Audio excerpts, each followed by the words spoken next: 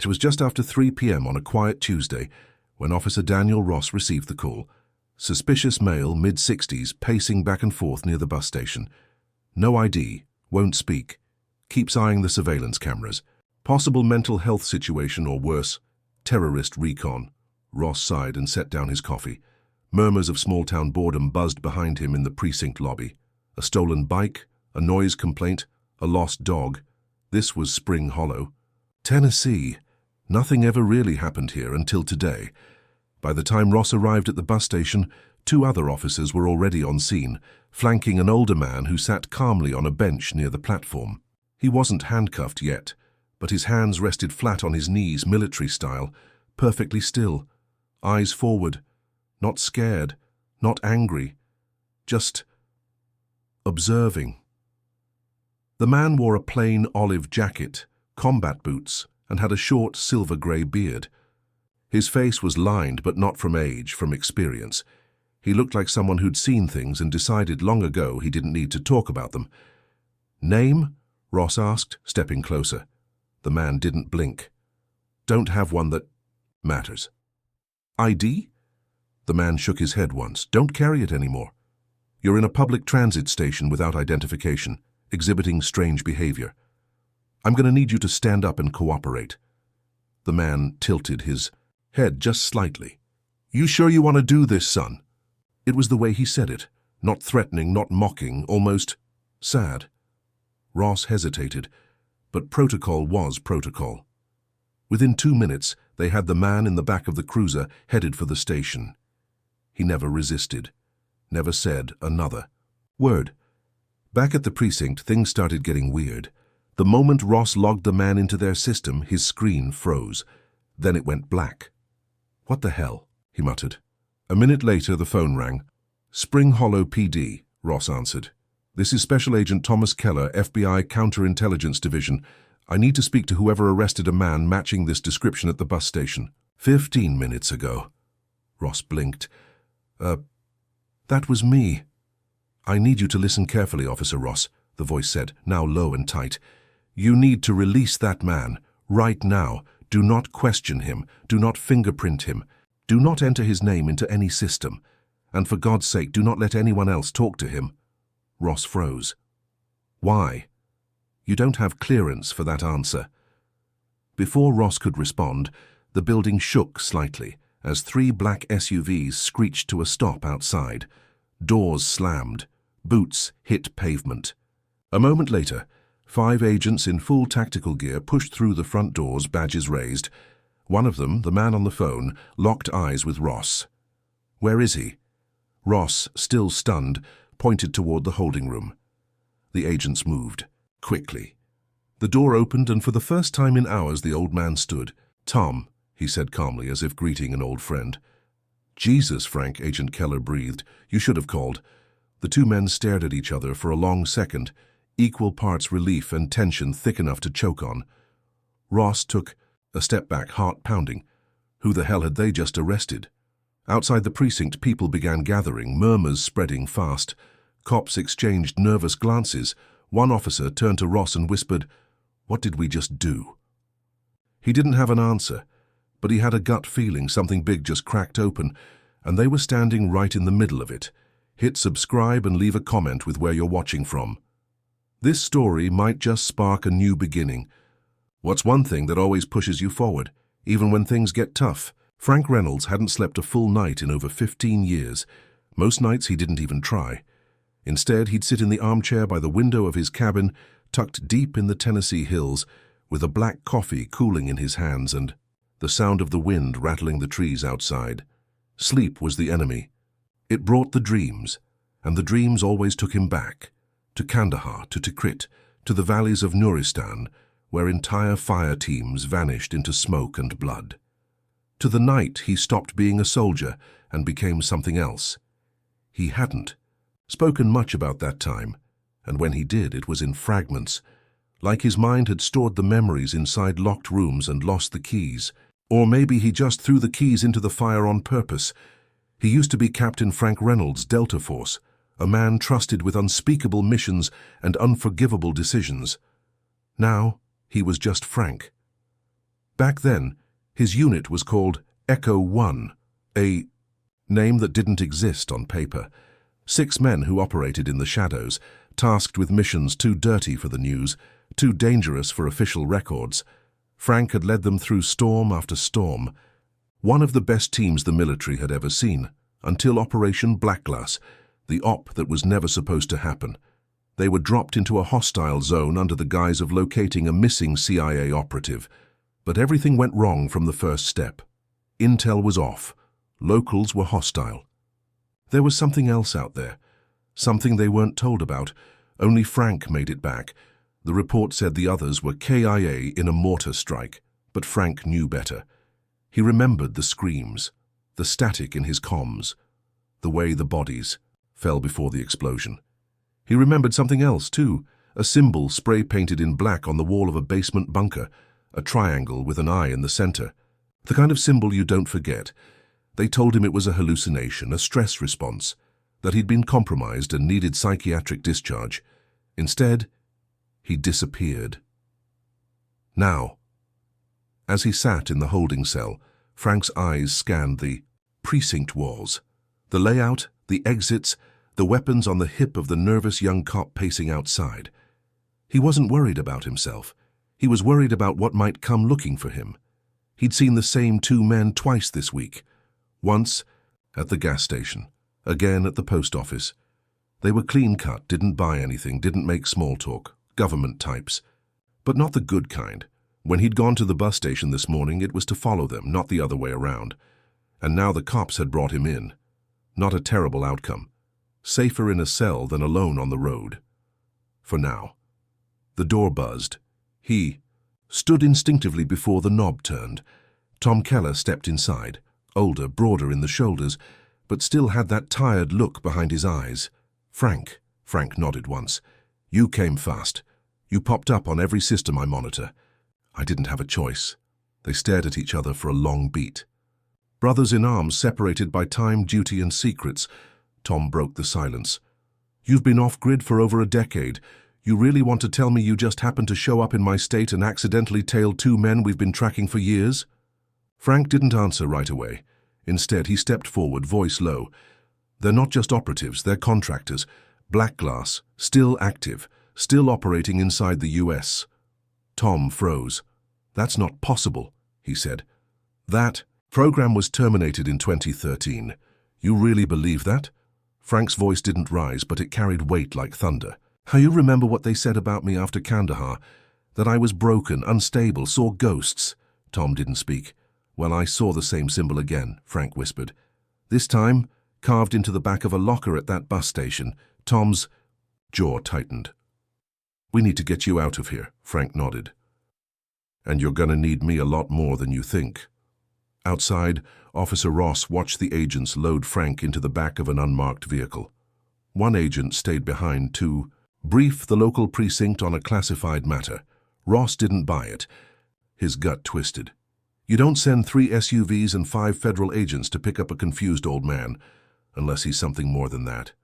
Unless he's the kind of man the government forgets, until it needs him again. Back in the car, Frank leaned his head against the cool glass. They thought he was gone, dead, irrelevant. They were wrong, and whoever was behind Blackglass. They just made a mistake. They let him live. The drive was long and silent, cutting through winding back roads flanked by pine trees and fog. Agent Tom Keller drove with one hand on the wheel, the other gripping a burner phone. His jaw was tight. His mind busier than the roads. In the back seat, Frank sat motionless, watching the trees flash past. He hadn't said a word since they left the station. Not because he didn't have anything to say, but because there were things he didn't. Trust the car to hear. You still carry that thing? Frank asked quietly, nodding toward the burner. Tom half smirked. Only for you. Then you know what this means. Tom sighed. It means we're in deeper than I hoped. But I need you to start at the beginning. Why were you at that station? Frank leaned forward slightly, voice calm but precise. 2 men watching the locker area. No bags, no tickets, just waiting, watching. They weren't nervous, they were trained. And you were following them? Not at first. They made me. I made them. Then they moved toward a locker. I followed. And, Frank paused, locker 218. Inside was a burner phone taped to the roof, still warm, like it had just been activated. Underneath, a strip of metal with a symbol burned into it. Tom's knuckles went white against the steering wheel. Triangle with an... Aye, Frank nodded. Same as Kandahar and Tikrit. Same as that basement in 009, 15 years ago. Tikrit, Iraqia Young. Frank stood in pitch black, sweat dripping off his brow as the desert night closed around him. His team had just cleared a safe house rumored to hold high-value targets. Instead, they found nothing but broken computers, smuggled American tech, and walls etched with that same damn triangle. "What the hell is this?" one of his men, Deeks, whispered, flashlight trembling. Frank had no answer, but he took a photo, one the government later misplaced. By morning, Deeks was dead. Sniped, clean kill, then the malfunction during exfil. Then the fire, then the silence. Present-day Tom pulled off the road and onto a gravel path surrounded by thick woods. After a half-mile, a metal gate slid open to reveal a cabin that didn't exist on any map. They stepped out into crisp mountain air. "This safe house is clean, only used for witness protection," Tom muttered, scanning the tree line. Frank didn't need to be told. He already knew the place. He had helped build it years ago. Inside, the cabin was sparse. 2 beds, a table, maps pinned to a wall, and a locked cabinet full of suppressed firearms. Frank moved to it without asking. Muscle memory. "I've been seeing shadows," Tom admitted, rubbing the back of his neck. "People disappearing, files going dark. People I trusted changing." "It's not paranoia," Frank said. "It's survival." Tom looked over, pain creeping into his voice. "You know, I had a wife. Once, Michelle. We were trying for a kid." Frank glanced over, surprised. "What happened?" "4 years ago, I started digging into blackglass again. Not even officially, just connecting dots. She got hit by a drunk driver. No witnesses, no camera footage. Driver vanished." Frank's eyes narrowed. "They sent you a message." Tom nodded, bitter. Message received. That night, Frank sat alone on the porch, fingers gripping a faded photo from his pocket. His son, Ben, age 11, holding up a soccer trophy, toothless smile wide and proud. His only boy, dead in 2010. The official report, gas leak, explosion. No foul play. But Frank had seen the scorch marks, the angle of the blast. It was a hit, precise, cold. And the file on Ben's death? Sealed. Frank never forgave himself. He had left the war behind to protect his family. But the war had followed him home. Tom stepped onto the porch holding 2 glasses. "Whiskey?" he offered. Frank shook his head. "Can't. Not since the dreams started." Tom nodded in quiet respect. "You ever talk about him? Your boy?" Frank's voice was tight. "Not if I can help it." They sat in silence for a while, the stars stretching above them, cold and uncaring. Finally, Tom broke it. "I know we buried blackglass. But if those bastards are resurfacing, we'll need more than memories." Frank stood slowly. His joints ached, but his spine was steel. "Then let's start digging." Elsewhere. Unknown location. A man in a tailored suit adjusted his cufflinks as he watched a grainy black and white video feed of Frank's arrest. "Sir," a voice said through a speaker, "he's with Keller." "They're off-grid."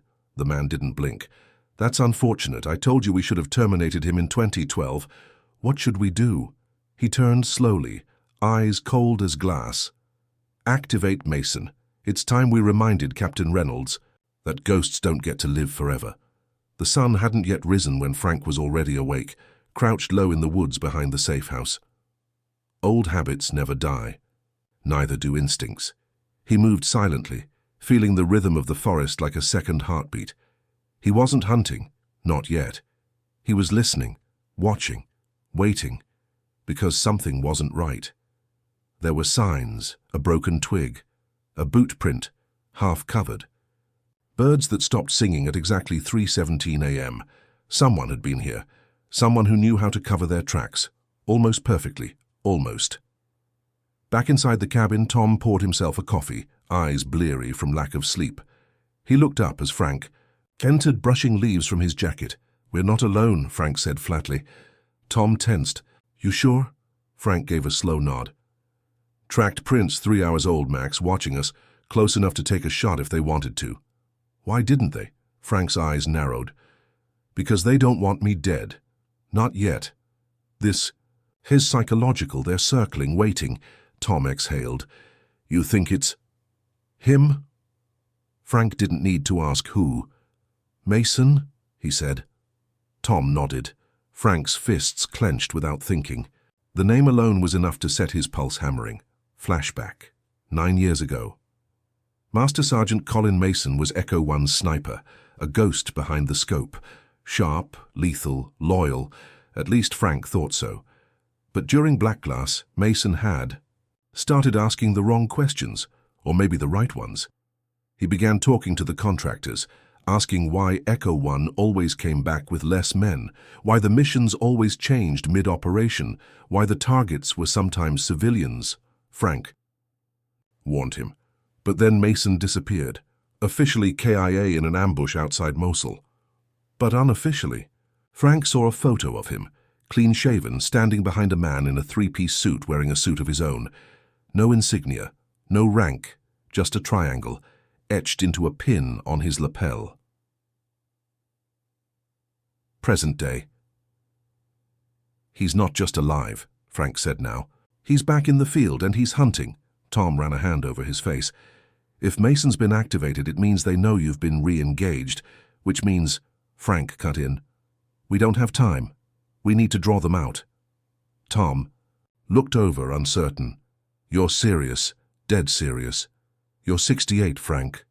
68, Frank repeated, loading a clip into a Glock. "Is the new 45. Tom gave a half laugh. "You planning to lure Mason?"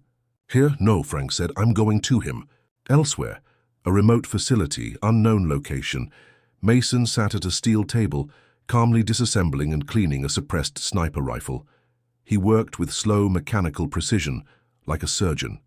The room was cold, sterile.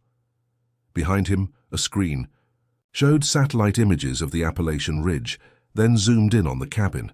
He smirked. "He's in better shape than I expected," Mason said to no one in particular. A younger man in a grey suit hovered nearby. "Orders are to bring him in alive." Mason didn't look up. "They're not stupid, they know that's unlikely." "Still," the agent said, "Protocol 7, Mason turned his eyes up, ice blue and sharp as glass. "Do I look like a protocol kind of guy?" The agent fell silent. "Reynolds trained me," Mason said, standing. "He taught me how to stalk, how to kill, how to vanish. He made me what I am." He slid the rifle into a matte black case and locked it with a quiet click. "So if I'm going to put him down," he said softly, "I owe it to him to do it right." Back at the cabin, Frank unfolded a map across the table. Red markings circled 3 locations: an abandoned radar station, a Cold War communications bunker, and a shut-down airstrip, all within a 2-hour radius. "Which one's the bait?" Tom asked. Frank tapped the radar station. "This one. High. Ground, long lines of sight. They'll think I want the advantage. But that's not the real location." Frank shook his head. "They'll come in heavy, but they'll send Mason solo. He's the surgical tool. We set a trap, we take him alive, we make him talk." Tom hesitated. "You really think he'll crack?" Frank loaded a round into the chamber and stared out the window. "No, but he might bleed." That night, 2:07 a.m. Mason moved through the trees like smoke. Rifle slung low, pistol strapped to his thigh, heart rate steady. He saw the glow of a fire in the radar station's shell and smiled. He always did like the classics, he whispered. He clicked on his comms. "In position. Visual on target, taking the shot in 5. But the voice that came through the earpiece wasn't command. It was Frank. "Hey there, kid." Mason froze. "You're 2 steps too slow and 1 tree too far right." A rustle, a click of metal behind him. Mason spun, but it was too late. The barrel of a rifle met his temple. "I taught you better than that," Frank said. Mason didn't flinch as the cold steel pressed against his temple. "You've gotten soft, old man," he muttered. Frank gave a tight smirk. "And you've gotten cocky. I taught you better than that." In one smooth motion, Mason dropped to a crouch, spun and swept Frank's legs, but Frank had already stepped back. The rifle swung toward Mason's chest. and stopped inches away. Try. That again, Frank warned, and I stop aiming for center mass. From behind a tree, Tom stepped out, pistol raised. Don't test him. Mason glanced at both men and, for the first time, laughed. You two really think you've got the upper hand? We don't think, Frank said. We know. A few hours later, the cabin Mason sat duct-taped to a chair, blood running from a cut on his brow, one eye already swelling shut. His expression was relaxed. Too relaxed. Frank stood in front of him, arms crossed. Tom leaned against the wall, watching, silent. Where is Black Glass operating from? Frank asked. Mason shrugged. Haven't heard that name in years. Frank moved fast, slamming his hand down on the table so hard it cracked the wood. Don't play dumb. Fay found the symbol. Locker 218, you were there. Mason chuckled. You sure about that? Tom stepped forward. We know it's still active. We know it never shut down. We know about the satellite codes, the storage unit in DC, the asset. Drops in Jakarta and Berlin. You're not the only ghost we've seen. Mason's smirk faded slightly. You're digging up graves you won't survive, he said quietly. You think Black Glass was just a program? No, it's a contract, and you both signed it, whether you remember or not. Frank's hands curled into fists. I didn't sign anything. Mason tilted his head. Didn't you? When you agreed to lead Echo 1? When you obeyed every order, no matter how many red flags were waving? Frank's jaw clenched. He hated how much truth there was in those words. Flashback, Operation Black Glass final mission. Frank stood outside a makeshift command tent in the Hindu Kush Mountains, snow falling in silence. He had just received an envelope marked with red ink, objective override. Inside, new coordinates, no explanation, no intel, just one sentence. Asset must be silenced. He followed it, took the team, walked into hell. Mason had been the first to question it and the first to disappear. Present. Day. Frank leaned down until he was nose to nose with Mason. You think we were puppets? Fine, but I cut my strings. You're still dancing. Mason's voice dropped. You don't understand what they're building. Frank narrowed his eyes. Then, help me understand. Mason stared at him for a long beat. Then, he cracked, a smile. Too late. Suddenly the lights in the cabin flickered, then cut out. Outside, the soft pop-pop of suppressed gunfire echoed through the woods. Tom's eyes widened. They're here. Frank spun, grabbing a weapon off the rack. Mason smiled, bloody teeth showing. You think you're the only ones who know how to lay a trap? Outside. Midnight fog-black SUVs. 3. Same as the ones that pulled up to the station. Doors open. No headlights. Shadows moved between trees. Quick, precise, armed. Tom grabbed a sat phone and ducked behind the couch. Calling it in. If Keller goes dark, protocols kick in. Frank knelt beside a window, rifle in hand, Mason's mocking voice behind him. You're in it now, Captain. You tried to come back from the dead, but they sent Reapers. Frank raised his weapon, scanning the tree line. I've buried Reapers before. Inside the cabin, 2 minutes later, bullets hit the walls. Glass shattered. Frank and Tom returned fire, controlled bursts, counting every shot. But the silence between volleys? That was worse, because it meant they were moving, flanking, coordinated. Basement, Frank ordered. We hold there, trap the entry. Tom hesitated. What about him? Frank looked back at Mason. We take him with us. Mason grinned. Guess I still have value. Frank leaned in. Only as long as you talk. Basement, reinforced room. Frank slammed the steel hatch closed and jammed a crowbar through the locking bars. Above, boots scraped floorboards. Then, silence. Frank looked to Mason. Last chance. What are they after? Mason exhaled, pain. In his eyes now. They're not after me. Then who? A beat. Then he looked straight at Tom. You. Tom's breath caught in his throat. What do you mean, me? Mason leaned forward, duct tape creaking against the chair. His one good eye burned like frostbite. You weren't just looking into Black Glass, Keller. You were part of it. You just don't remember. Tom scoffed. That's bullshit. Shut up, Frank said, stepping between them. Let him talk. Mason smirked. Ever hear of Project Ascendant? Frank's expression hardened instantly. Tom shook his head. No, I would have flagged it if it crossed my desk.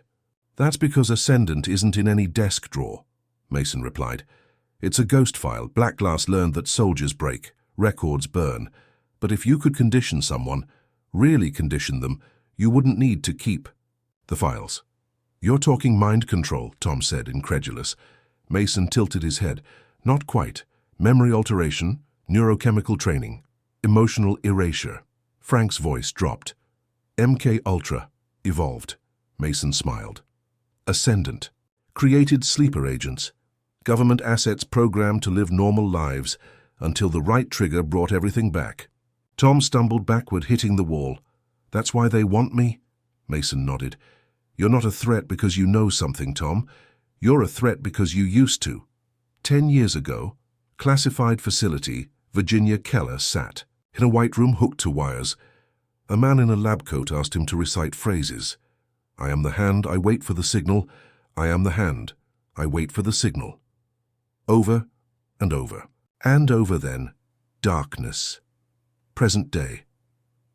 You volunteered, Mason said. Or maybe you were forced. Doesn't matter. Your brain's not entirely yours anymore. It's why you remember pieces, faces, dates, feelings, but no context. Tom stared at the floor, jaw tight. I thought I was just getting paranoid. Thought it was PTSD from my early fieldwork. Frank stepped forward.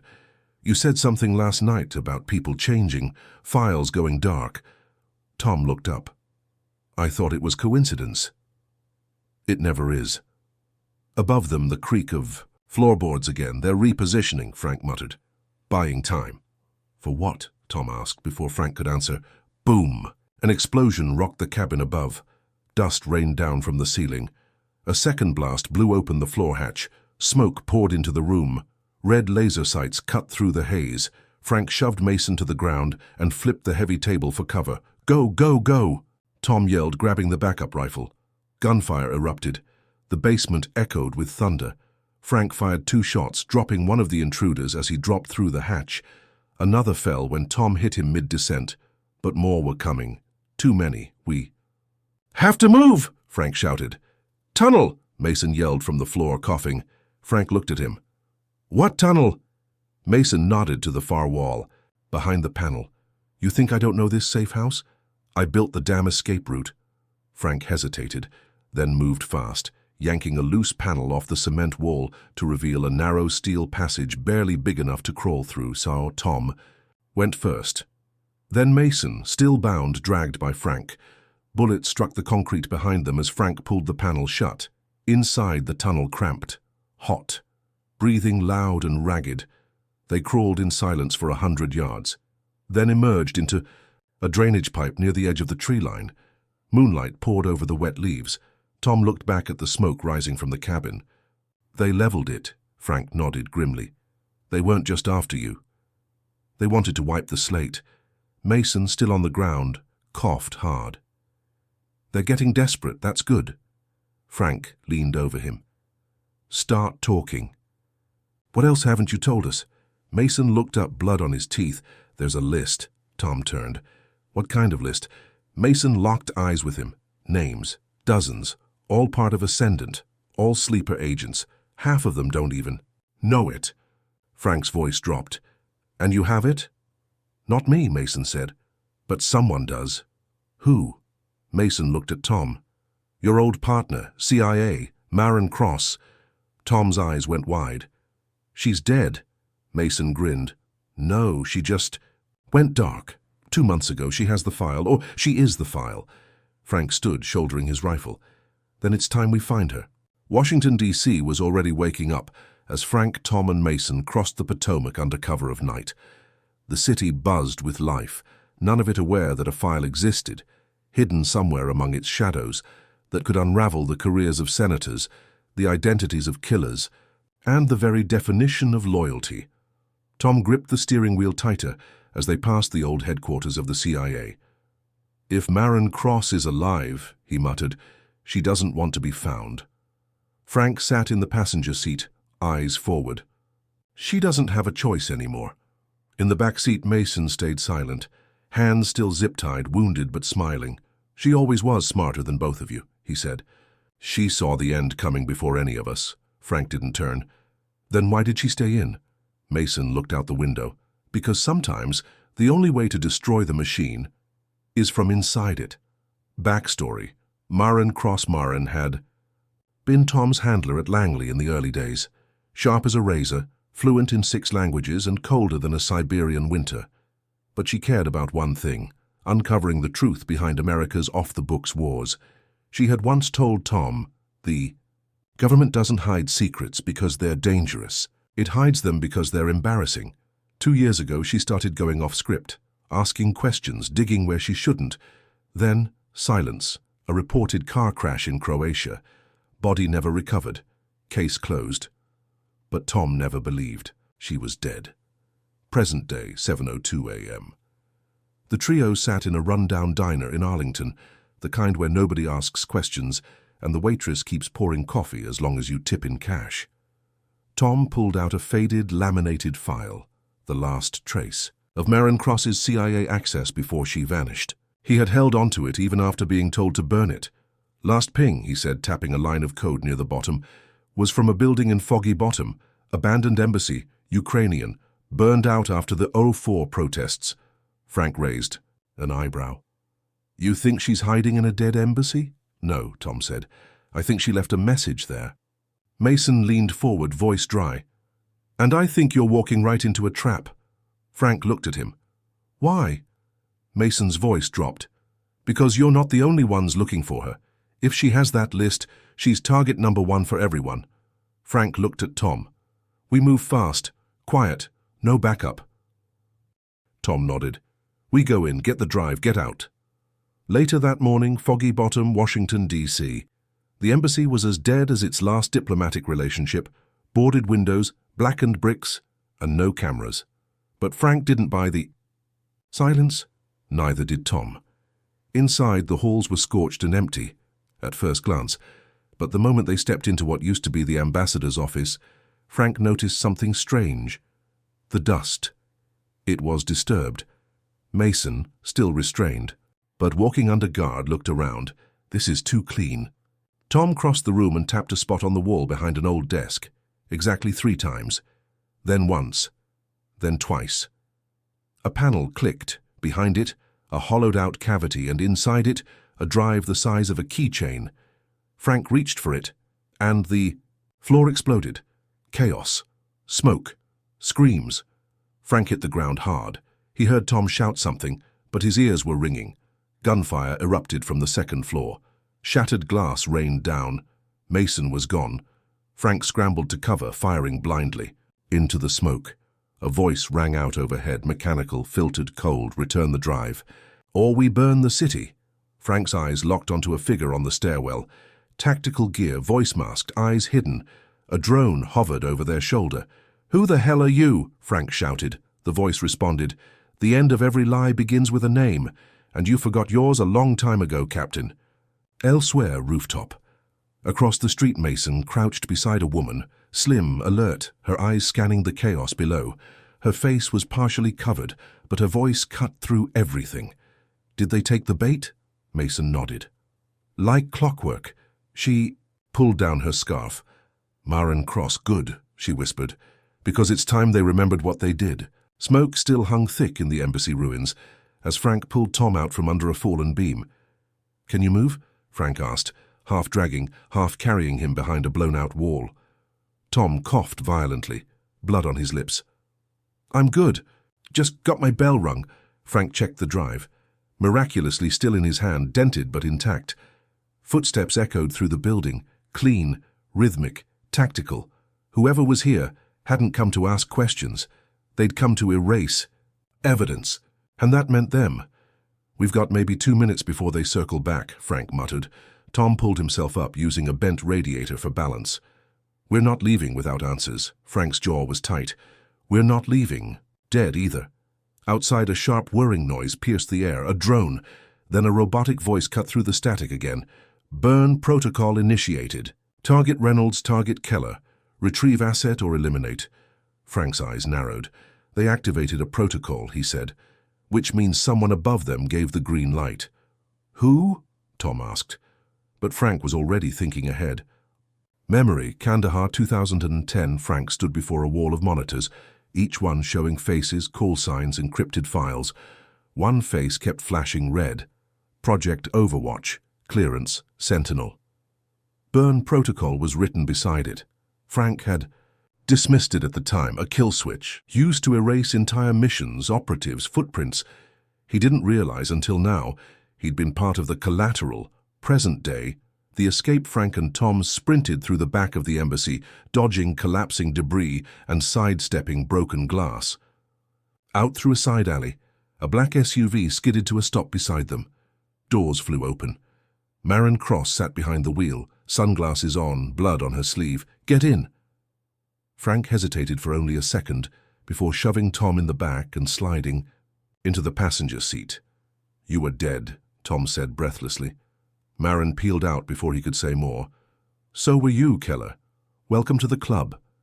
The safe house, Southeast D.C., inside an abandoned church converted into a fortress of wires and steel. Maren dropped the satchel containing the real drive on the table. Frank looked at her. "You staged that ambush." Maren nodded. "Had to. That embassy was bugged 6 ways to Sunday. If we'd walked in straight, they'd have taken the real data and buried it." Tom frowned. "So, the drive we pulled, a decoy," she confirmed. "Just enough to trigger their response. Let us track their command nodes." She pulled up a laptop. Files opened. Code streamed. A diagram of US black sites flashed across the screen. Ascendant isn't just one project. "It's a framework," she explained, "embedded across military intelligence, law enforcement, even private corporations." Frank's face went cold. "How far does it go?" Maren turned to face them. "It goes to Capitol Hill, defense contractors, Senate committees, and someone inside the FBI. Tom froze. "Wait, the Bureau?" Maren nodded grimly. "Division 77, off-book, no oversight. They've been using the Ascendant agents as pawns to shape global operations, false flag missions, destabilizing elections, even assassinations." Frank exhaled slowly. "And Mason?" Maren hesitated. "He's not under their control anymore, but he's still playing the game, for himself." Meanwhile, unknown location Mason sat in a dark room, surrounded by screens showing satellite feeds, facial recognition scans, and voice print analysis. On one screen, Maren, Frank, Tom. He stared for a long time, then pulled up a secure transmission. He keyed in a single phrase, "Ghosts active, resolution required." A response came immediately. "Proceed with burn protocol on all 3. Priority target, Maren Cross." Mason leaned back in his chair. "You always knew too much, Maren." Back in D.C., that night Frank stood on the rooftop of the church safe house looking out at the glowing dome of the Capitol. Tom stepped up beside him. "You believe all this?" Frank nodded slowly. "I've seen too many good men disappear for asking the wrong questions." Tom hesitated. "You think I'm one of them, one of those agents?" Frank turned to him. "If you were, you'd have killed me already." Tom gave a tight, bitter smile. Comforting. Inside, Maren worked fast. Code streamed like rain on glass. Finally, she found it, a buried database marked Sovereign Loop. Her eyes widened. "Oh, my God." Frank stepped inside. "What is it?" She turned pale. "It's not just Ascendant agents. It's a list of every cleaner, handler, and target involved, from 1999 to now." Tom leaned over her shoulder. "What's the count?" She clicked a line. 37 names. Frank went quiet. And then, gunshots, outside. Maren's eyes went wide. "They're here." The sound of gunfire cut through the quiet night like thunder. Maren slammed the laptop shut and jumped to her feet. "Get down," she shouted, shoving Frank and Tom behind the steel reinforcement of the church's thick walls. Tom was already moving, his hand reaching for the weapon he kept stashed under his coat. Frank grabbed his arm. "Wait, don't shoot unless you see them first." Maren's eyes narrowed. "It's not the FBI. They've got a different approach this time." Frank's gut twisted. He didn't have to ask her to know what she meant. Whoever they were professionals. And they weren't here to arrest anyone. They were here to eliminate. Flashback. Kandahar, 2010. Frank's boots hit the cracked asphalt, his breath visible in the bitter cold of the Afghan night. His team moved in silence through the compound. He knew the drill, in and out, no questions. But something felt different this time. The compound wasn't just any insurgent hideout. It was linked to Sovereign Loop, the mysterious off-the-grid operations unit that Frank had been part of. He'd been working alongside Mason then. Outbacks. When Mason wasn't a liability but an asset. They had been sent to retrieve intel about a covert arms deal. But what they found wasn't weapons. It was something worse. A hit list, detailing names of soldiers, agents, and operatives embedded in global operations. They didn't have time to digest it. Their unit was ambushed, a firefight erupted, and Frank barely made it out alive. That night a decision was made, the mission had been scrubbed, and Frank had been left with an unspoken debt, the names on that list. The names that years later were still being hunted down. Present day, church safe house. The church doors splintered with a resounding crack. A masked man dressed in all black, carrying a large weapon, stepped into the doorway. His eyes locked on Frank and Maren with chilling precision. Frank's hand went for his gun. But before he could draw, another man, this one with a sniper rifle slung over his shoulder, stepped into the shadows of the doorway, aiming a flashbang. Right at the floor, the world exploded in light and sound. The fight Tom was already moving, rolling out of the blast radius as Frank pulled Maren into cover behind a large pillar. The flashbang's effects were still disorienting. Frank's heart hammered in his chest, but his instincts kicked in, narrowing his focus to the problem at hand. "Where's Mason?" Frank yelled, trying to find his bearings. "He's long gone," Maren snapped back, "and we need to leave. This place isn't safe anymore." The assailants closed in, their footsteps deliberate, slow. They were testing their prey. They didn't want to kill immediately. No, they wanted to see fear. Frank knew it all too well. This was psychological warfare. The leader of the masked men spoke, his voice steady through the heavy helmet. "You're a liability, Cross, but we're not here for you. We're here for the file." Frank stepped forward, eyes locked on the man. "You think you can walk in here and make demands?" The man didn't blink. "We don't just think it, Reynolds. We know it." The ghost in the machine, Frank's hands trembled slightly as he remembered the list, the faces that haunted him from Kandahar. He'd left so many things behind, too many names, names that now tied him to the ghosts of that mission. Maren, though, was focused. She had a plan.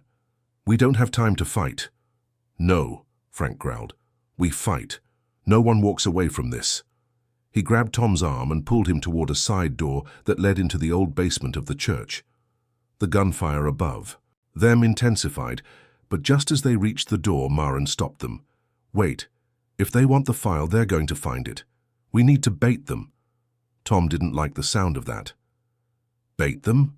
Maren nodded, a dangerous glint in her eyes. "We're going to give them what they want, but we're going to make sure they regret it." The trap, with a mixture of strategy and desperation, Frank and Maren set the stage. They knew the men wouldn't just leave once they thought they'd secured the drive. They would search, burn the place to the ground if they had to. But Frank wasn't about to make it that easy. They set the decoy in the basement, a fake drive designed to look identical to the real one, then scrambled the real data to make it almost impossible to trace.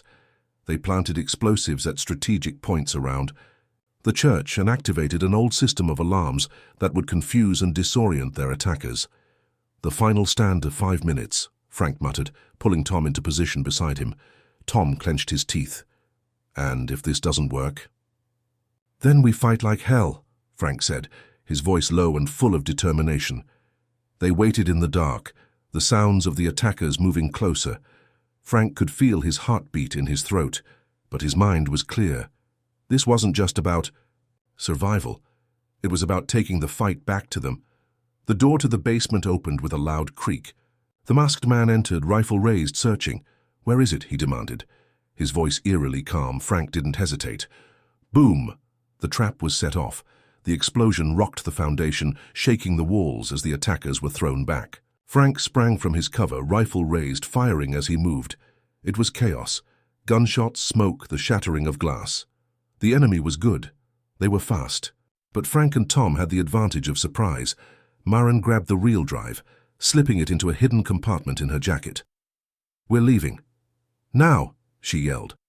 They ran through the darkened halls, dodging gunfire, pushing through obstacles. But they weren't done yet. As they reached the back exit, Frank stopped. One last face. One last figure stepping out from the shadows. Mason. Frank froze. Mason stood in the doorway, a shadow in the smoke-filled room. His face, once a friend, now felt like an enemy's mask. "Mason." Frank's voice was thick, disbelieving. "What the hell are you doing here?" Mason's eyes were unreadable. His posture relaxed, almost too relaxed for someone in the middle of a firefight. "I could ask you the same thing, Frank," Mason replied coolly, his voice smooth, though there was an edge of amusement in it. He looked past Frank at the others. "Still trying to play the hero, huh?" Tom's hand twitched on his gun, but Frank stopped him with a sharp gesture. His mind raced. Mason was no longer the man he once trusted. He was a player on the other side of the game, moving between them and their enemies, a man who had no loyalty except to himself. "What are you doing, Mason?" Maren's voice cut through the tension. "You don't have to do this. Whatever it is they promised you, it's not worth it." Mason's lips curled into a bitter smile. "You think I'm doing this for money? For some promise?" He stepped forward, his gaze shifting from Maren to Frank, then Tom. "No, this is much bigger than that." Frank tensed. "What the hell does that mean? You don't get it, do you?" Mason shook his head slowly. "You're still thinking in black and white, good guys versus bad guys. But the truth is, there are no good guys anymore." Frank's heart sank, the weight of Mason's words sinking in. "Mason." "Frank," he interrupted, "I don't care what happens to you. But you," he nodded toward Maren, "you're the wild card. Always were. And now you're the target." Maren's eyes narrowed. "You're not going to stop me from doing what's right." Mason's smile twisted into something darker. "Right? You still think you're on the side of right? The whole system is broken. You're just a pawn, just like everyone else in this game." Frank stepped forward, his voice hard. "If you're trying to get us to turn on each other, it's not going to work. You know damn well we won't play your game." Mason took a long breath and glanced at the floor, his tone suddenly more serious. "You think they won't come for you, Frank, for all of you. You think the system is just going to let you walk away from this. The moment you open that file, it's over. You've already sealed your fate." Flashback. Kandahar, 2010 francs. Mind flashed back to that night, to the moment when everything started unraveling. The moment he saw Mason's betrayal. They were supposed to be the team on the inside, working to extract information, get out clean. Instead, Mason had left them in the dark, literally. The compound had been hit, but Mason was nowhere to be found when Frank and the others fought their way out. Frank still couldn't fully understand why Mason had disappeared, but he always suspected it was because Mason had known what was coming before the rest of them did. That betrayal had cost them all their freedom. Frank had been left to clean up the mess, left with the consequences. Present day, the confrontation. Back in the church, Frank tightened his grip on his gun, his knuckles white. "You can't just walk in here and lecture us, Mason. If you really cared, you wouldn't have joined the other side." Mason didn't flinch. "You're too naive, Frank. The other side, there's no side. You've been playing checkers while they've been playing chess." Frank's anger flared, but Maren stepped forward, her eyes cold and calculating. "This ends now, Mason. You've made your choice, but I won't let you drag us down with you." Mason raised an eyebrow. "You think you have control here, Cross? You think you can walk away with the truth and save the world? They've already won. You've already lost." Tom looked between them, his voice tense. "We still have a chance. We get the information out and maybe we make sure the right people know what's going on." Mason let out a short, humorless laugh. "It's too late for that. The moment you activate the file, you'll be marked. You think the FBI is your problem? The people you're dealing with don't care about law enforcement." Frank stared at Mason, seeing the man he once trusted, but now only a shadow of that person. "Why don't you just tell us everything, Mason? You're clearly a part of something much bigger. You know how this game works better than any of us." Mason paused, his gaze cold. "I've already told you everything you need to know. You just don't want to hear it. Outside, the first wave of the storm. The door slammed open, and figures in tactical gear flooded the room. Frank barely had time to react before the soldiers began to fan out, weapons drawn, their eyes scanning for any sign of movement. Mason stepped back, almost pleased with the chaos that had arrived. There it is, your so-called backup. Frank's pulse raced. They were surrounded. Mason had played them into a corner, and now they had no way out. But Frank wasn't going to go down without a fight. "Tom," he whispered urgently, "we make our own escape." "Stay low, stay fast." Tom gave a sharp nod, his face grim. Murren turned to Frank. "You go, I'll cover you." Before Frank could protest, she was already moving, gun raised, taking down one of the intruders with a precise shot. "Now," she shouted, diving behind cover. Frank grabbed Tom and made a run for it, weaving through the hallway and toward the back exit. He could hear the soldiers behind them, shouting orders, closing in. But Frank knew one thing for sure. They weren't done yet. No one was going to erase their lives so easily, not after everything they had fought for. And whatever Mason had become, Frank would make sure he paid for betraying them. The night air hit Frank's face like a slap as he and Tom bolted down the alley behind the church, the sounds of boots on concrete echoing behind them. They had mere seconds before the entire building would be swarming with men in black gear. But even as they ran, Frank could feel the heavy weight of what they had left behind. Mason, the file, the truth. There was no turning back now. Flashback. Kandahar. 2010, the mission had been everything Frank and Mason had trained for. The intel was crucial, vital to the survival of countless operations and soldiers, embedded deep in enemy territory. But when they got to the compound, Frank remembered the strange feeling of unease that had settled in his gut. The team was being too careful. Mason was being too quiet. There was something off. Then, as the firefight broke out, Frank saw it. Mason wasn't where he was supposed to be. He wasn't covering his teammate. He was gone. Frank had fought his way out, but the betrayal was clear. Mason had been feeding information to someone or something on the outside. He had sold them out, and now that same man stood in their way again. This time, Frank wasn't going to let it happen again. Not if he could help it.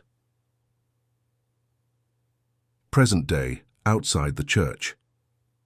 Tom pulled Frank around a corner, both of them crouching behind a row of garbage bins, catching their breath.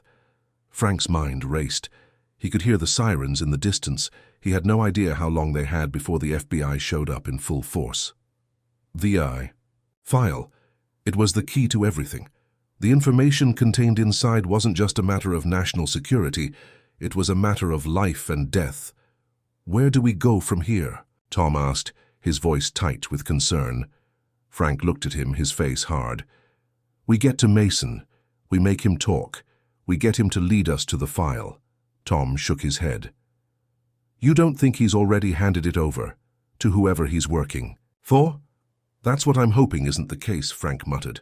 "But if it is, we're going to have to make them regret it." The phantom files. The file was a ghost. Frank had known from the moment he saw Mason that the data was buried deep in the digital world. It wasn't a physical file that someone could pick up and walk away with.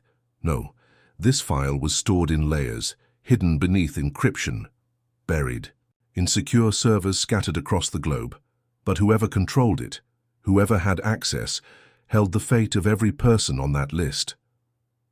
"That file's got the key to all of it," Frank said quietly, as if speaking to himself. "If Mason has already given it away, then we're already too late," Tom scowled. "You don't know that for sure." "I know him," Frank said, his voice bitter. "And if Mason got to it first, then he's been playing everyone this whole time. All this, the shootouts, the danger, the betrayal, it was never about us. It was about getting to that file." The chase.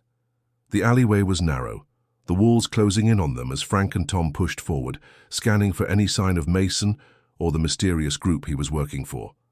Frank could hear the distant hum of police sirens and knew the clock was ticking. They had minutes, maybe seconds, before the whole place was crawling with law enforcement, but Frank wasn't interested in being arrested. Not tonight. They turned a corner, coming face to face with a man standing in the middle of the street. It was Mason. Frank stopped in his tracks, the two men locking eyes. "Not bad, Frank," Mason said coolly. "I figured you'd make it this far. You were always good at surviving." "You've got some nerve," Frank shot back, taking a step forward. "What's the end game here, Mason? You think you can just walk away from this? You're not the only one who's been to hell." Mason smirked, a faint glimmer of something darker in his eyes. "You're too late. The game's already over." The truth, Mason didn't wait for Frank to respond. He moved fast, disappearing into the shadows of the alleyway with a few long strides. "Damn it," Frank cursed, motioning for Tom to follow. They ran after him, but it wasn't long before Mason's figure disappeared into the night. They could hear the distant sound of engines revving. Mason was making his escape. But Frank wasn't about to let him get away again. He grabbed Tom by the arm, pulling him to a stop. We need to split up. He's going to lead us to whoever has the file." Tom hesitated. "You sure about this?" "I don't have a choice," Frank said, determination hardening his voice. "This is it. If we don't get that file back, we're done." The trap Mason was setting a trap, and Frank knew it. He was too quiet, too calculated, as if he had all the time in the world. But Frank couldn't let Mason outsmart him again. They headed toward a dilapidated building on the edge of the city, the kind of place Frank knew all too well. It was an old factory, abandoned and forgotten by most, except for those who had something. Sighed. It smelled of rust and decay. Frank's gut twisted. This was where it was all going to come to a head. As they neared the entrance, Frank spotted movement inside. It was Mason, talking to someone in shadows. Frank crouched low, trying to listen in. "You still have the file?" Mason's voice was clear, demanding. "Yes," a second voice answered, unfamiliar. "But you should know, Mason, the people we work with don't forgive failure." Mason laughed, but it was devoid of humor. "I'm not worried. I'm just making sure the job gets done." Frank could hear the faint click of a lock as Mason turned to leave. It was now or never. "Tom," Frank whispered urgently, "go around. Back, I'll draw him out." Tom nodded, slipping into the shadows. Frank drew his weapon and took a deep breath, steeling himself. This was it. The final confrontation. The old factory creaked with the wind, a place long forgotten by the city, but still alive in the shadows. Frank crouched near the rusted steel door, listening to the murmurs inside. His pulse hammered in his chest as he thought of the file, the weight of it on his mind. They were so close. Too close to let it slip through their fingers now. He could hear Mason's footsteps, slow and deliberate, echoing in the cavernous interior. Frank's breath caught in his throat. The man was a ghost, always moving, always staying one step ahead. But tonight Frank was determined to end it. Flashback. Kandahar, 2010. The battlefield was nothing like Frank had imagined. The dust, the heat, the incessant gunfire. But the real shock came when Mason had left him out there alone. Mason had vanished, just like he had in the midst of the firefight. They had been a team, at least that's what Frank had thought. But Mason had different plans, and Frank was left to pick up the pieces. The betrayal stung even now. How had Mason changed so much? Had he ever really been the man Frank had thought he knew? But now was not the time for memories. Frank's eyes narrowed. The mission was clear. The file needed to be retrieved, and Mason would not get away with his part in this. Present day. The factory Frank moved swiftly, his body pressed against the wall, his footsteps light as he crept toward the quay. Back door. He could feel the tension building like a storm just before it broke. Inside he could hear Mason talking in low tones. Frank couldn't make out the words, but it was clear that Mason was negotiating with someone with power, someone who controlled the file. The door to the factory creaked as Frank pushed it open, his heart racing. He could see Mason, now silhouetted against the dim light, his back turned. Frank had one shot at this. "Don't move," Frank called, his voice steady despite the adrenaline coursing through him. Mason froze, but only for a moment. He didn't turn around. "You really think you can stop this, Frank?" he called back, his voice eerily calm. "It's over. The file is already out of your hands." "You're wrong," Frank shot back, his gun trained on Mason's back. "I'm not leaving here without it." The betrayal. Unfolds. Mason's shoulders sagged slightly as he turned to face Frank, his expression unreadable. You think I care? It's about the file, he said, his voice almost too soft. The file's just a tool, Frank. It's always been about the bigger game. Frank's mind raced. This wasn't just about the file. It never had been. What was Mason really after? You're playing a dangerous game, Mason, Frank warned, his voice tightening. You don't even know who you're working for, do you? You're a pawn just like the rest of us. Mason's lips curled into a slight smile. You still don't get it, do you? There's no us anymore. You're just a relic of a time that's long gone. The file is just the beginning.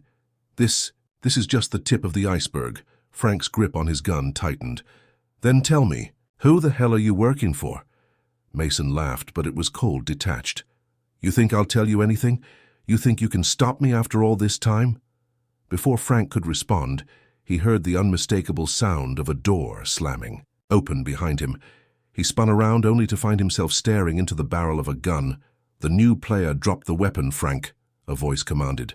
It was a woman's voice, calm but authoritative. Frank didn't hesitate, slowly lowering his gun to the ground. Tom had just entered through the back entrance, his own gun raised, but he stopped short when he saw the woman standing in front of Frank. Mason, who the hell is this? Tom asked, his voice laced with suspicion. Mason's face hardened. Someone who knows how this game works. Someone who doesn't care about the file, the government, or any of you. The woman stepped forward, her expression unreadable. She was dressed in tactical gear, much like the men Frank had seen earlier, but there was something different about her. She had a calm confidence about her, like someone who wasn't afraid of anything. I'm Agent Lena Hart, she said, her eyes flicking from Frank to Tom, and I suggest you both stand down before things get any worse. Agent? Tom asked, raising an eyebrow. FBI? Lena's lips curled into a faint smile. That's right, and as much as I would love to chat, we don't have the time. The people I work for, they're already on their way. Frank felt a chill creep up his spine. You're part of this, you're one of them. Lena's gaze locked with Frank's, and for a moment he saw a flicker of something in her eyes. Regret, maybe. But it was gone as quickly as it came. I'm not your enemy, Frank, she said, her voice lower now, but I'm not your ally either. Not anymore. The trap closes in. Before Frank could react, there was another sharp sound, this time the unmistakable hiss of tires skidding on asphalt. Another car pulled up, this one with tinted windows. A man in a black suit emerged, his face partially obscured by sunglasses. Frank's instincts screamed that this man was dangerous, more dangerous than Mason or anyone else he'd encountered. So far. Agent Hart, the man said, his voice smooth, almost too smooth. It's time. Lena stepped aside, motioning toward the man. I'm just here to make sure the job is done, Mr. Blackwood. Frank's blood ran cold. The name Blackwood hit him like a punch to the gut. He had heard it before in whispers during his time in the field, but it had always seemed like a shadowy myth. The kind of name you heard in rumors but never in person. Blackwood wasn't just a man, he was an organization, a secret global operation that had fingers in every pie, pulling strings from the shadows. And now they had Frank and his team cornered. The storm breaks. Let's make this simple, Blackwood said, his tone almost polite. You can walk away, Frank? You can let us take the file and this whole little adventure will be over, or... He glanced at the woman, who nodded slightly. Or what? Frank asked, his voice low. Blackwood's smile widened. Or we make sure you never walk away from this. Frank felt the walls closing in. There was no escape from this, no way out, but he wasn't about to go down without a fight. Frank's heart pounded like a war drum, the sound reverberating in his ears as he stood frozen before Blackwood and Agent Hart. The tension in the air was thick enough to cut with a knife, and Frank could feel the weight of the situation bearing down on him. He had no weapon, no backup, and nowhere to run. But one thing Frank knew for sure, he wasn't going down without a fight. He glanced quickly at Tom, whose jaw was clenched, eyes darting around the room. They were both caught in a trap. But if there was one thing Frank had learned over the years, it was that when you're cornered, you're only truly lost if you stop fighting. Flashback, Kandahar 2010. It was a night that Frank would never forget. The mission had gone south fast, with insurgents attacking from all sides. Frank and his team had been separated in the chaos, and Mason had vanished into the night without a trace. Frank's blood had run cold when he found out that Mason had left them. No, betrayed them. He hadn't just left the battlefield, he'd left a team member for dead. Frank had fought tooth and nail to survive, but it was the memory of Mason's back, fading into the darkness, that haunted him most. It wasn't just the betrayal of leaving them behind. It was the betrayal of everything they had worked for. Mason had chosen a different path, and Frank had learned that the fight was no longer about honor. It was about survival. Present day. The factory. The factory was silent now, the hum of the distant world outside the only sound that filled the room. Frank's thoughts flashed back to those long dark nights in Kandahar, the weight of betrayal thick in his mind. It was happening again, but this time he wouldn't let Mason or Blackwood win. Frank took a deep breath, forcing the anger and confusion aside. Focus. He had to stay focused. "Let's make this simple," Blackwood repeated, his voice smooth but laced with menace. "We both know you're out of options. Your team is gone and the file is in our hands. You're done." Frank didn't flinch. "You think you've won, but you're wrong," Blackwood raised an eyebrow. "And why's that?" "You might have the file, but you don't know how to use it." "That's your mistake," Frank said, his voice growing steadier with each word. "You don't even know what's inside it." Blackwood's expression flickered for a second, a hint of uncertainty in his eyes. "You're bluffing. You have no idea what you're talking about." "I'm not bluffing," Frank replied, taking a small step forward. "I know exactly what's in that file, and I know how dangerous it is. You're playing with fire, and you don't even realize it." The game changes. The room went still as Frank's words hung in the air. Blackwood's smug smile faltered slightly, and for a moment Frank saw something other than cold calculation in his eyes. Fear. It was brief, barely noticeable, but it was there. Frank had always been good at reading people, and right now, Blackwood was rattled. "What exactly do you think is in the file?" Lena Hart interjected, her voice sharp, cutting through the tension. Frank didn't answer right away. Instead, he took another step closer to Blackwood, his eyes fixed on the man's every move. "What's in that file?" Frank said slowly. "Is something that could end you. Everything you've built, everything you've worked for, it could all come crashing down. You think you can control it, but you can't." Blackwood's face hardened again, his confidence returning as quickly as it had been shaken. He straightened up, raising his chin slightly. "You're in no position to make demands, Frank. You're done here." But Frank could see it now, the slight shift in Blackwood's demeanor. He was on edge, and that was Frank's opening. The final play. Without warning, Frank made his move. He lunged, knocking the gun out of Blackwood's hand in one swift motion. In the same instant, he kicked the file out of Blackwood's grasp, sending it skidding across the floor. "Tom!" Frank shouted. Tom didn't hesitate. He lunged for the file, diving to the ground and securing it in one smooth motion. For a split second, chaos erupted. Lena reached for her own weapon, but Frank was already on the move, pushing her back with a solid shove. The room was a blur of movement, adrenaline coursing through their veins as everything seemed to freeze in time. The file was theirs now, and Blackwood wasn't happy about it. "You think you've won?" Blackwood snarled, grabbing another gun from his belt. "You're still outnumbered. You're still—" Before Blackwood could finish, Frank was already across the room, tackling him to the ground. The fight was quick, brutal. Frank's training, his years of experience, made him too fast for Blackwood to keep up. In seconds, Blackwood was on the floor, unconscious. Lena stood still, watching the scene unfold with cold, calculating eyes. For a moment, Frank wondered if she would turn on him, but instead she just sighed, as if resigning herself to what was happening. "You've made a big mistake," Lena said, stepping forward. "You should have left when you had the chance." Frank didn't say a word. His focus was entirely on the file in Tom's hands. "Let's go," Frank said, nodding at Tom. "Now." The escaped Frank and Tom moved quickly, heading toward the exit. The night air hit them like a blast of cold water, and for a moment, Frank felt the weight of the battle they had just fought. But it wasn't over yet. They had the file, but they still had to get out alive. Behind them they could hear the faint sounds of movement, more men approaching. Blackwood wasn't the only player in this game. "Get to the car," Frank ordered, his voice sharp. "We don't have much time." They broke into a sprint, the factory doors slamming shut behind them as they ran toward the parked car, their footsteps echoing in the night. Frank could feel the adrenaline pumping through his veins, each step bringing them closer to freedom. But as they reached the car, a new sound filled the air, the sound of sirens. Closing in fast, the trap closes again. "We're not done yet," Frank muttered, glancing back over his shoulder. Blackwood and his crew were already regrouping. They were fast, too fast.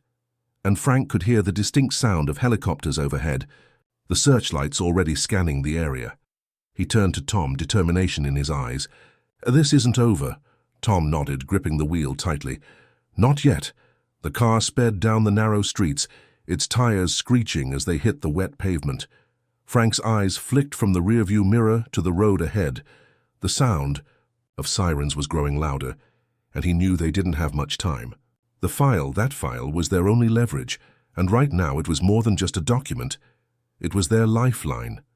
But the FBI wasn't the only problem. Blackwood had already regrouped, and from what Frank could tell, he wasn't going down without a fight. Frank's mind raced. What's in that file? What have I missed? He could still hear Lena's voice in his head, cold and detached. The file's not just a piece of paper. It's a tool for someone bigger, someone more dangerous. Flashback. Kandahar, 2010. The mission had been a disaster. The betrayal was still fresh in Frank's mind. He'd trusted Mason, and when it mattered the most, Mason had disappeared. Frank had been left alone in the chaos, fighting for survival, wondering how it had all gone wrong. That night, Frank had learned a hard lesson. Loyalty, trust, they were luxuries. What mattered now was the ability to survive, to adapt, and to keep moving forward no matter the cost. But the betrayal stung still, a constant reminder of how thin the line between survival and death really was. Present day, the escape. The car turned sharply, the tires screeching as they slid through an intersection. Frank could hear Tom's voice cutting through the tension. "We're not going to outrun the helicopters, Frank. We need a plan, and we need it fast." Frank's grip tightened around the handle of the door, his eyes scanning the streets. They were running out of time. Blackwood and his people were already on their trail, and the FBI wasn't far behind. "You're right," Frank said, his voice low but resolute. "We need to lose them. Then we'll figure out what to do with the file." Tom's brow furrowed. "And what if we can't lose them?" "Then we fight," Frank replied, his tone colder than the air outside. "We'll fight until we don't have a choice." They could hear the helicopters now, the buzzing, getting louder as they hovered above. The lights of the city were now distant pinpricks in the rearview mirror, but the flashing lights of their pursuers were rapidly closing in. "I don't know if we can keep this up for much longer," Tom said, his voice tinged with worry. Frank didn't answer. His mind was already working. Every option was on the table. If they couldn't outrun the helicopters, they had to be smarter. Frank's eyes darted to the map that was spread across the dashboard, his fingers running over the streets in quick, calculating movements. There was a way to lose them. "We're heading for the docks," Frank said suddenly. "They won't expect us to go there." Tom looked skeptical. "The docks? Are you serious? That's a dead end." "That's what they'll think," Frank replied with a cold smile. "But they'll be looking for us in all the wrong places. The docks, the calm before the storm." The car rumbled over the worn asphalt, the roar of the helicopters above drowning out the rest of the world. The distant sound of the ocean mixed with the hum of the engine, and for a brief moment, Frank felt a strange sense of calm. They were close now, so close to disappearing into the shadows. "We're here," Frank muttered as they approached the old run-down dock area. There was a faint smell of saltwater and rust in the air, a sign that no one had paid much attention to this part of the city in years. Tom slowed the car, his eyes narrowing as they turned into the dimly lit area. The sound of the helicopters was still close, but Frank knew they couldn't afford to waste any more time. "We need a boat," Frank said, his voice steady. "We get on the water, we lose them." Tom shot him a glance, uncertainty in his eyes. "You think anyone will be out here at this hour?" "I don't care," Frank said, his voice sharp. "There's always someone." The storm approaches as. They pulled deeper into the dock area. Frank's mind raced. The FBI wasn't the only group they had to worry about. Blackwood's men were out there too, and they wouldn't hesitate to end this one way or another. The docks were quiet, eerily quiet. The wind howled through the empty buildings, and the sound of the waves crashing against the shore echoed in the distance. Frank could feel the pressure building in his chest, the sense of being cornered still, gnawing at him. They had to get out. The file had to be protected, but more than that, Frank knew something was wrong, something big. "Stay sharp," Frank muttered, his eyes scanning the darkened area.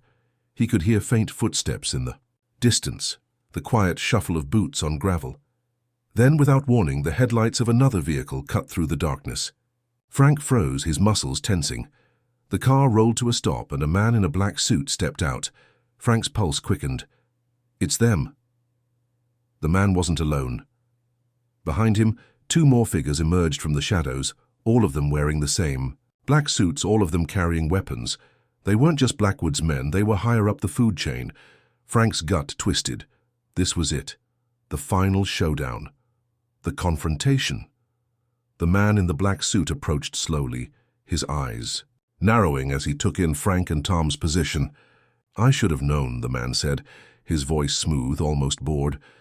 "You always make things so complicated, Frank." Frank didn't flinch. He kept his hand near his jacket, where his gun was tucked into a hidden holster. "I'm not here for a conversation," Frank said, his voice cold. "Where's Blackwood?" The man in the suit smirked. "Blackwood doesn't matter anymore. He's out of the picture. We are the ones in charge now." Frank's heart skipped a beat. This wasn't just about the file anymore. They were after something bigger, something more dangerous. The man's smirk widened. "You've been holding onto the file for far too long, and now it's time for it to go where it belongs." Frank's mind raced. He had to think fast. He wasn't going to let them take it. Not without a fight.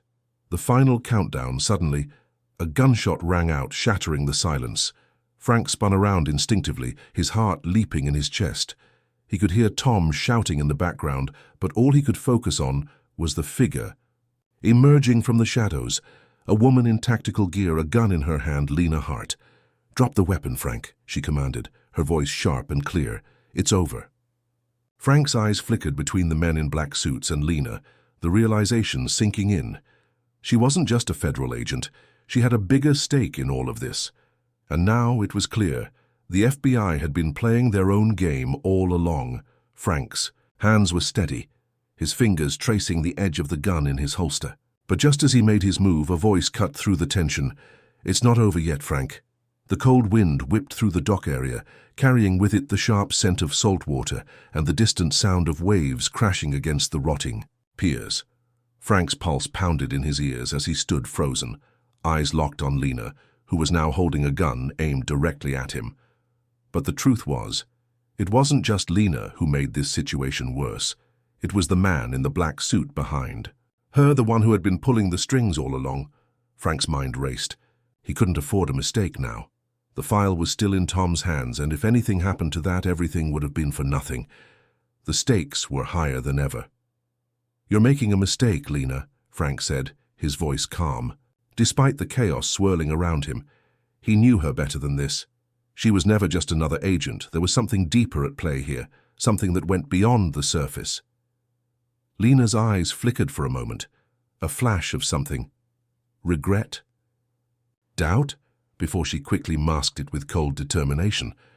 "I'm doing what I have to, Frank. You're too far gone. This file is bigger than you, than any of us. It's bigger than Blackwood." Frank's fingers twitched near the small gun hidden beneath his jacket, but he didn't make a move just yet. "Who the hell are you working for, Lena?"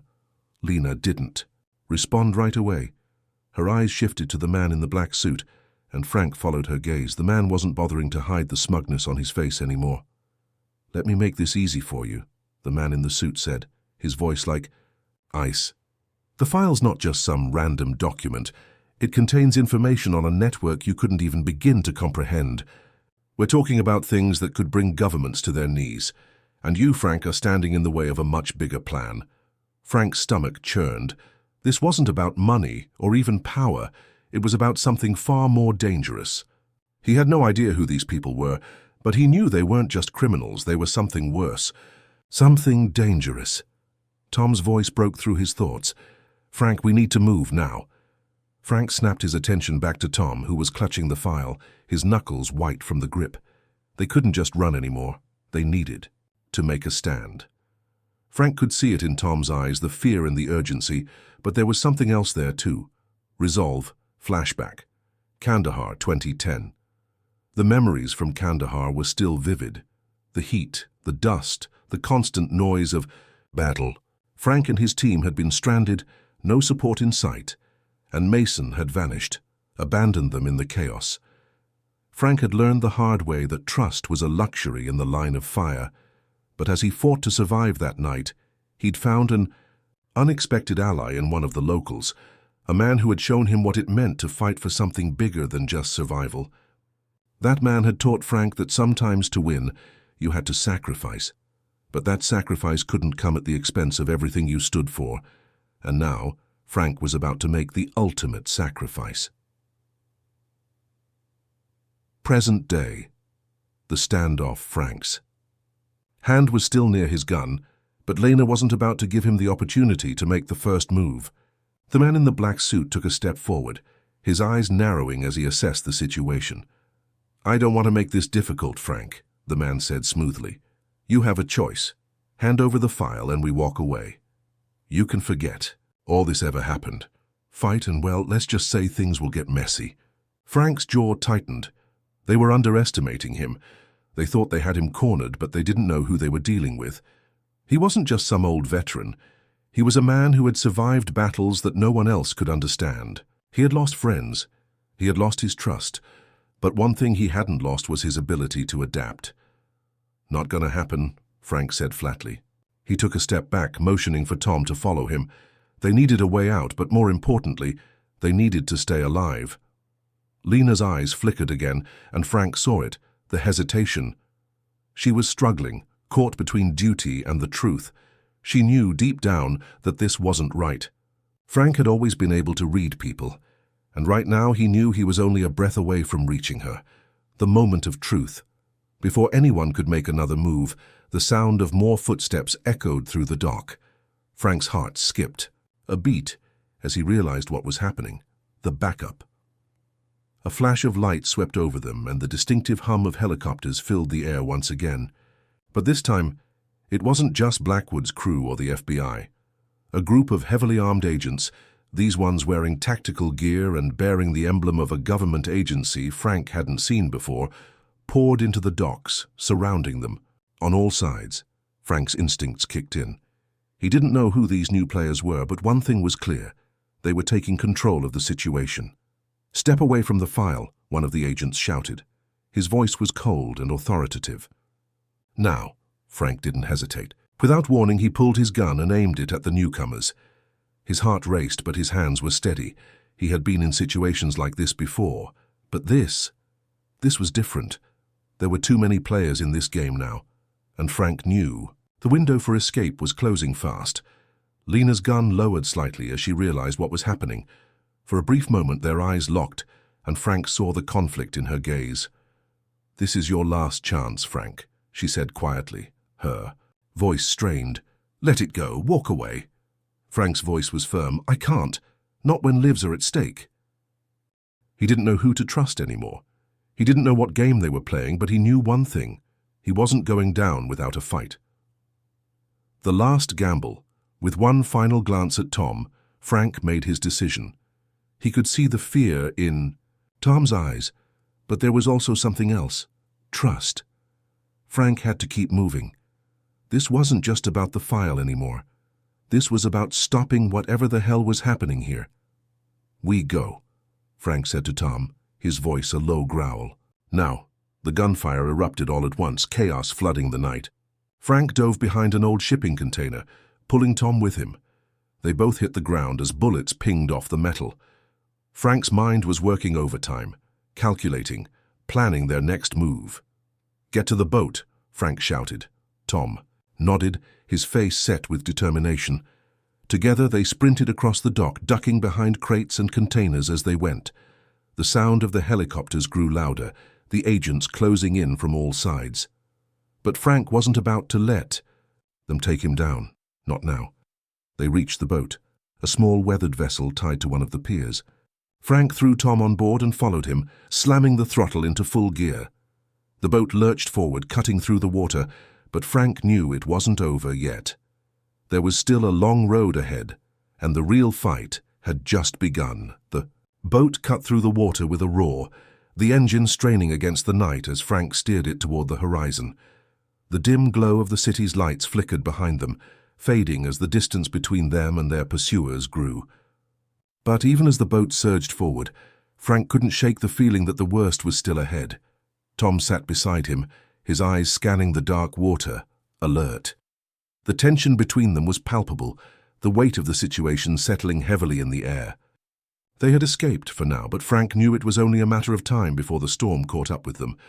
And when it did, there would be no easy way out. "What now?" Tom asked, his voice tight with worry. Frank's grip tightened on the wheel as he glanced over at Tom. "Now we keep moving. We need to get as far away from here as possible. We have to make sure that file stays safe." Tom nodded, but Frank could see the uncertainty in his eyes. "But who are we running from now, Frank? The FBI, Blackwood, whoever those people in the tactical gear were? How do we even know who we can trust?"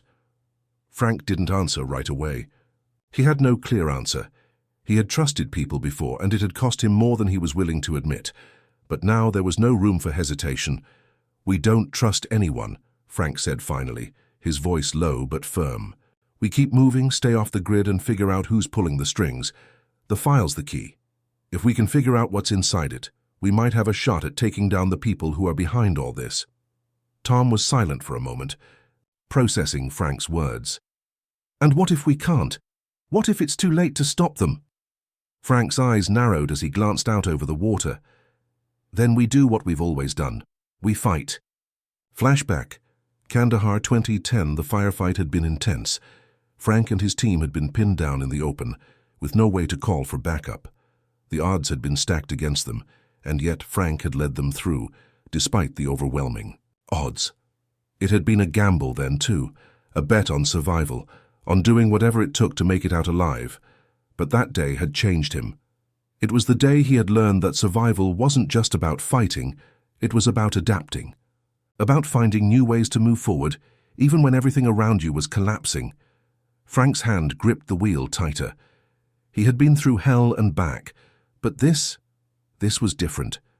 This time, the stakes were much higher. Present day. On the run, the boat continued to slice through the water, the distant sound of the helicopters fading as they ventured farther into the open sea. The wind cut through the night air, and the soft slap of the waves against the hull was the only sound that filled the silence. "Where are we headed?" Tom finally asked, breaking the quiet. Frank glanced at the map he had pulled from his jacket pocket, his eyes scanning the lines and markings. "There's an old cabin upstate. It's off the grid. No one knows about it. It'll give us time to think." Tom raised an eyebrow. "A cabin?" "It's the best option we've got," Frank replied, his voice sharp. "We need a place where no one can find us, at least for a little while. After that, we'll figure out how to move forward." Tom didn't look convinced, but he nodded. "All right. But we still don't know what's in that file, Frank. We don't know what we're dealing with." "I know," Frank muttered, his eyes narrowing. "But we'll figure it out. We have to." The boat sped through the water, the city now a distant memory. The path ahead was uncertain, but Frank couldn't afford to look back. He had learned the hard way that survival depended on staying one step ahead, and that meant not dwelling on the past. The unexpected visitor hours later, as they approached the secluded cabin, Frank felt the weight of exhaustion bearing down on him. His muscles ached from the tension of the night, but he didn't allow himself to slow down. Not yet. The cabin was small, tucked away in the woods, hidden by the dense trees. It looked abandoned at first glance, but Frank knew it would be their sanctuary, at least for a little while. He pulled the boat up to the small dock, cutting the engine and letting the boat coast the last few feet. As they disembarked, Frank scanned the area carefully. The last thing they needed right now was an ambush. "We're safe for now," Frank said, his voice low as he motioned for Tom to follow him toward the cabin. But as they reached the door, Frank's instincts flared. He was used to being alone in places like this, but tonight, something felt different. Tom knocked twice, then slowly turned the knob. The door creaked open, revealing an empty room. "Looks like we're alone," Tom said, stepping inside. "But how do we know no one's following us?" Frank didn't answer immediately. He stepped into the cabin, his eyes scanning the small room. The place looked untouched, just the way he had left it all those years ago. But still, something was off. Just then, the sound of footsteps echoed from outside. Frank's heart raced and he motioned for Tom to stay low. "Get down," Frank whispered urgently. They crouched behind a wooden beam, the floorboards creaking softly under their weight. Frank's mind was spinning. Who the hell was out there? Had someone followed them here? A familiar face. The door swung open slowly and Frank's pulse quickened. He couldn't make out the figure at first, but then as the person stepped into the light, Frank's breath caught in his throat. It was Lena. For a moment, neither of them moved. The tension in the room was thick, a mixture of confusion, suspicion, and something else, something neither of them could put into words. "Lena." Frank's voice was low, barely above a whisper. She raised her hands slowly, showing she wasn't armed. "I'm not here to fight, Frank," she said, her voice tired, almost resigned. "I'm here to help." Tom shifted uneasily behind Frank, his eyes never leaving Lena. "Help? After everything that's happened?" Lena's gaze softened. "You have no idea what you're up against. Neither of you do." Frank's heart skipped a beat. "Then tell me, Lena, what's going on? Who the hell are these people?" Lena hesitated, her eyes flickering with uncertainty. "I can't tell you everything, but I can tell you that Blackwood is only the beginning. The people you're dealing with, they're far more dangerous than anything you've imagined." Frank stepped forward, his voice low but steady. "Then why help us?" Lena's expression faltered, but she didn't back down. "Because you're right, you don't know the full picture, and if I don't help you now, it might be too late for all of us." The air inside the cabin was thick with tension, the kind that only came when long-buried secrets started to surface. Frank and Tom stayed close, eyes fixed on Lena as she stood in the doorway, her posture rigid, yet there was something about her expression that made Frank feel like she wasn't. The enemy, at least not entirely. For a moment no one spoke. Frank's mind was racing, sorting through the endless possibilities. Could they trust her? Was this another trap, or was Lena truly here to help? His gut said she wasn't lying, but after everything they'd been through, gut feelings were no longer enough. Lena broke the silence first, her voice soft but urgent. "You don't have much time. Blackwood's men will be here soon, if they aren't already. And there's something you need to know about the file." Tom shifted beside. Frank, his eyes still suspicious, but he was listening now. Frank, however, remained focused on Lena. "Start talking. What's in the file? Why is it so important?" Lena hesitated, glancing over her shoulder like she was expecting someone, or something, to burst through the door. "It's not just about Blackwood. It's about a network that's been operating in the shadows for years, a cabal that runs through the highest levels of government, business and intelligence agencies, people who have manipulated events on a global scale for decades. The file you have contains their names, every person involved." Frank's breath caught. A global network. He'd suspected they were up against something bigger than Blackwood, but hearing it confirmed made the weight of the situation crush down on him. Tom frowned. "Are you saying the whole damn system is corrupt?" Lena nodded grimly. "It's worse than that. This network has been controlling things from the shadows for years. Wars, elections, corporate takeovers. They've been pulling the strings, and now they want control of the information in that file. If they get it, they'll erase every trace of their existence. No one will know who they really are." Frank was quiet for a moment, processing the enormity of what Lena was saying. He had seen corruption before. He'd fought it on foreign soil, and he'd seen it destroy people from the inside out. But this wasn't just about fighting criminals. This was a battle for the very truth of what had been happening in the world for decades. So what happens if we don't give them the file? Tom asked, his voice steady but filled with apprehension. They'll stop at nothing to get it, Lena replied, her gaze unwavering. They'll destroy everyone in their way. And right now, you two are the only ones who have it. Frank turned, away, walking over to the small table in the corner of the cabin. The file was there, right where he had left it, hidden beneath layers of paperwork. He stared at it for a moment, as if trying to read its contents without opening it. Why are you telling us all this? Frank asked, his voice rough. After everything that's happened, how do we know you're not just another player in their game? Lena's eyes flashed with something close to anger. Because I'm not like them. I've seen the lies firsthand. I've watched people I trusted turn their backs on the truth. But I'm not going to let that happen again. Frank nodded slowly, his mind spinning. This wasn't the first time he'd been caught in a web of deception, but it was the first time he'd been up against something this big. If Lena was right, then the consequences of failing were unimaginable.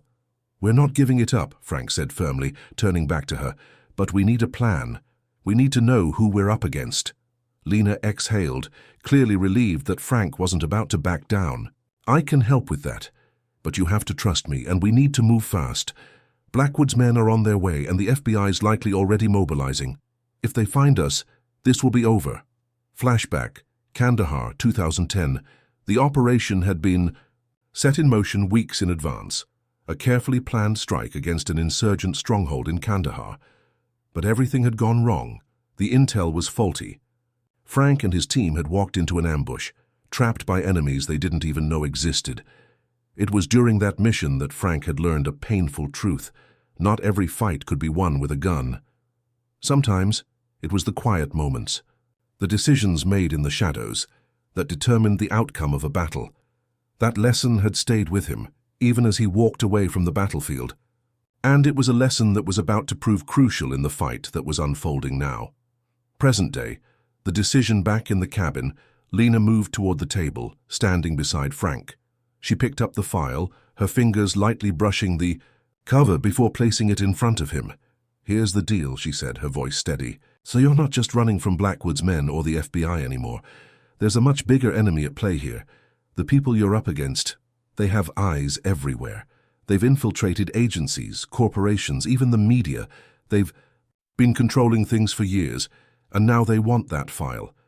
If they get their hands on it, they'll have all the leverage they need to bury everything and everyone who could expose them. Tom stepped forward, his eyes narrowed. So what's our play? How do we stop them? Lena's face was a mask of determination. We go on the offensive. We leak parts of the file. We get the truth out there, before they can cover it up. Frank didn't hesitate. We need to be careful. One wrong move and we'll have the whole world coming after us. I know, Lena said quietly, but it's the only shot we have left. The weight of the decision settled heavily in the room. Frank looked down at the file, its presence both a blessing and a curse. He had always known he would have to fight for survival, but this was different. This wasn't just about surviving. It was about making sure the truth saw the light of day. The unseen hand. Just as the last words left Lena's mouth, the sound of distant engines reached their ears. Frank's head snapped up, his instincts kicking in. This wasn't just the sound of a few vehicles approaching. It was something bigger. The unmistakable hum of military-grade engines vibrated through the walls. They're here, Frank muttered. We need to move. Now. Lena's eyes widened, and she quickly grabbed the file from the table, tucking it beneath her jacket. It's too late. They're already surrounding us. Frank cursed under his breath. It had been a gamble and they'd lost, but there was no time to dwell on that now. They had one option left, fight or die trying. Tom, Frank snapped. Get to the back. Lena, stay close to me. We're making a run for it. They didn't wait for a response. Frank kicked open the back door of the cabin, the cold night air rushing in. He could see headlights cutting through the trees, the approaching vehicles closing in fast. Move! Frank shouted, and they sprinted into the darkness, the sound of pursuit echoing behind them. The cold night air was thick with the scent of pine and earth, but Frank didn't notice it. His heart was pounding in his chest as he bolted through the dark forest, his boots pounding against the soft ground, the sound of footsteps behind them growing louder with every passing second. Tom was right behind him, Lena's presence just a step away, her breath ragged as she struggled to keep up. Frank's mind was laser-focused, cutting through the panic rising inside him. Stay ahead, keep moving, find a way out. He could hear the sound of the engines getting closer, military-grade trucks, not just the few Blackwood operatives he'd anticipated. They were serious about this, and they wouldn't stop until they had them. There was no time for subtlety now. Frank had been in enough high-stakes chases to know that the key wasn't just running fast, it was running smart. He glanced over his shoulder, barely catching sight of the dim headlights before they disappeared again behind a cluster of trees. "Get to the ridge," Frank yelled to Tom, pointing up toward a hill just ahead. The rocky ridge would give them a temporary advantage, a place where they could either escape or make their stand. It wasn't much of a chance, but it was the only one they had. Tom nodded, his face grim, and they pushed on. Lena was stumbling, but Frank could see the determination in her eyes. She wasn't giving up. Not now. Not after everything. She was part of this now, whether she wanted to be or not. Frank didn't trust many people, but if there was one thing he'd learned over the years, it was that in a situation like this, you couldn't afford to go alone. They reached the base of the ridge breathless, and Frank turned to look down the path they had come. The headlights had caught up. A row of vehicles was now speeding toward them, kicking up dust and leaves in the air. "We don't have much time," Frank said, pulling Lena toward the side of the ridge. "Once we're up there, we'll need to move quickly." Before Lena could respond, a flash of light broke through the trees. Frank froze. The unmistakable silhouette of a helicopter hovered in the distance, its spotlight sweeping the ground below. "Helicopter," Frank muttered under his breath, his eyes narrowing. The situation was worsening by the second. A helicopter meant they were dealing with high-level resources, more than just Blackwood's usual goons. This was bigger than that. Tom turned to him, panic flashing in his eyes. "We can't outrun that thing, they'll find us for sure." Frank didn't have an immediate answer. They had to get off the ground, away from the ridge. The trees were dense, but the helicopter would still spot them eventually. His mind raced, searching for anything that could give them an edge. He grabbed Tom by the arm, pulling him closer. "We climb. There's a cave up there, small, but it'll hide us for a while." Tom hesitated, looking up at the steep incline. The slope was rocky and dangerous, but it was their best shot. "We need to go now," Frank said, urgency in his voice. "We get to the cave, then we figure out how to get rid of that helicopter." Flashback. Kandahar, 2010. The mission had gone sideways faster than Frank could process. They'd been ambushed at the base of a cliff, and the only thing that had saved them was the narrow passage behind a rock outcrop. Frank had known that if they didn't get there fast, they'd be sitting ducks. There was no time for fear, no time to hesitate. It was move or die. He remembered climbing that jagged rock face, his hands bloodied and his body screaming in pain. He'd reached the top, pulled himself over the ridge, and collapsed on the other side, gasping for air. The sounds of gunfire and explosions echoed below, but for a brief moment, Frank had found peace in the quiet. Now facing another impossible climb, the same instinct kicked in. The difference this time was that he wasn't fighting for his life alone. Present day. The ridge Tom grunted as he pulled himself up the rocky ledge, his arms straining. Frank helped him, pulling him the last few feet, then turned to give Lena a hand. She was struggling, her shoes slipping on the rocks, but Frank couldn't wait. He reached down, gripping her hand tightly, and hoisting her up beside him. "Almost there," Frank said, his voice low and steady. As they crested the ridge, the helicopter's spotlight swept across the forest, momentarily blinding Frank. He shielded his eyes and squinted toward the sky. They couldn't stay here long. The cliffside was steep, but there was a narrow pass that led to a small cave, small enough to conceal them, but not for long. Frank motioned for Lena and Tom to follow him, and they scrambled toward the cave entrance. The rocks above were jagged, and the path was narrow, but it was their only option. In the cave was cold and dark, the kind of place that made Frank feel like he was hiding from the world. He and Tom collapsed against the stone wall, gasping for breath. Lena sat beside them, her face pale, her hands trembling. They were safe. For now, Frank's mind was still running a mile a minute. He had to figure out what to do next. The helicopter was still out there, searching for them, and the team on the ground wouldn't be far behind.